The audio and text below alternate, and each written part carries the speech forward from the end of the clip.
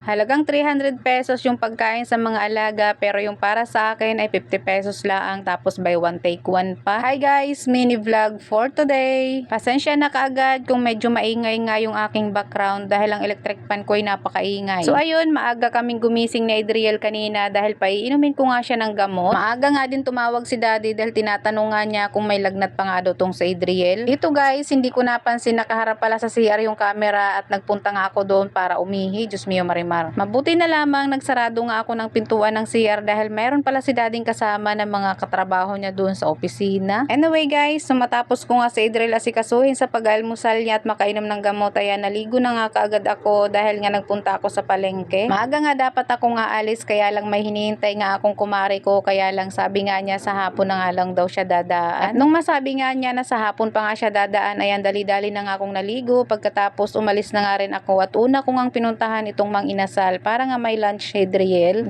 araw na kasi si Adriel matabang ang panglasa, kaya sabi ko sa kanya, ayan bibilhan kita ng Mang Inasal, at naubos nga ayun. Diyos ko dahil. Ako naman guys, hindi ako bumili ng Mang Inasal dahil sabi ko gusto ko ng ginataang tulingan. Dumaan nga lang ako dito sa may Angel's Burger para nga bumili ng pang-almusal ko dahil nga sabi ko pagdating ko nga ay kakain nga muna ako nito bago nga simula ng aking mga trabaho. Alas 10 pa nga lang diyan guys ng umaga, pero napakainit na talaga ng panahon. Bagong ligo ako nung umalis sa bahay, pero naliligo pa rin ako sa pawis. Diyos mio marimara, sobrang init talaga. Mabuti na lang palagi nga akong may dalang payong, kung hindi naku po sayang ang skincare, charot. Kaya naman inuna ko nga din yung Mang Inasal dahil pagkatapos ko nga doon ay dire-diretso nga ako dito at dadaan nga ako dito sa bilihan ng mga pagkain ng aming alaga. Sa mga bagong followers ko guys, ayan ang dami naming mga alaga dito katulad ng itik, manok, rabbit, ibon, aso at saka pusa. Kapag bumibili ako guys ng pagkain nila, abay halagang 300 talaga ay pagkain nila yun. Pagkatapos ko naman dun sa bilihan ng pagkain ng aso ay diretsyo naman ako dito sa palengke at hindi na nga ako nakapag-video guys dahil napakahirap. Pagdating ko naman dito sa bahay ay agad naman akong sinalubong ni Adriel dahil gutom na nga daw siya. At ito nga guys yung pinagbibili kong pagkain ng aking mga alaga, o diba napakarami. At ito naman yung akin guys, Angel's Burger na buy one take one.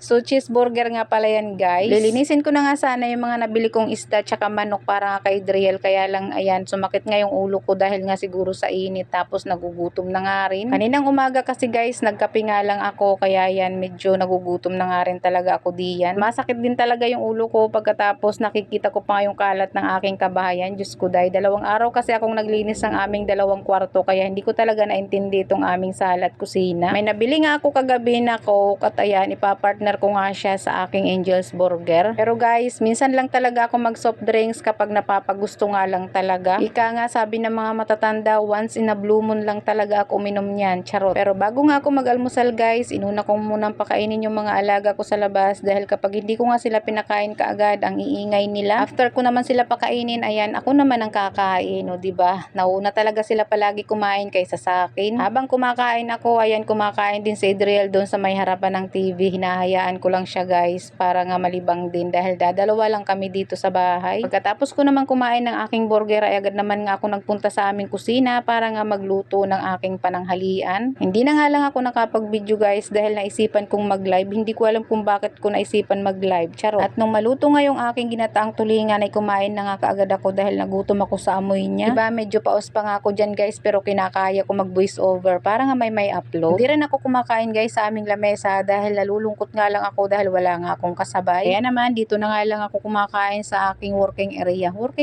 Charot. So paano ba yan guys? Hanggang dito na lang po muna ang aking mini vlog. Maraming salamat po sa panonood at pasensya na po kung medyo napahaba. Bye. God bless po.